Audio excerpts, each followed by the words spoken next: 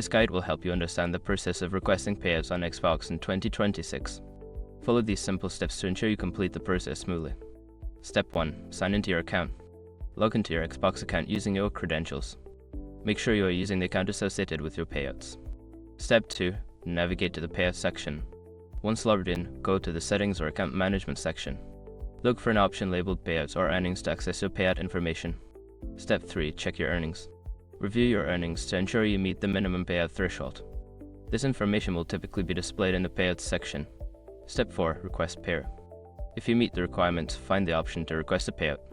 Follow the prompts to enter the necessary information such as payment method and amount. Step 5. Confirm your request. After submitting your payout request, review the details carefully. Confirm your request to finalize the process. You should receive a confirmation notification once your request is processed. By following these steps, you can easily request payouts on Xbox. If you have any issues, consider reaching out to Xbox support for assistance.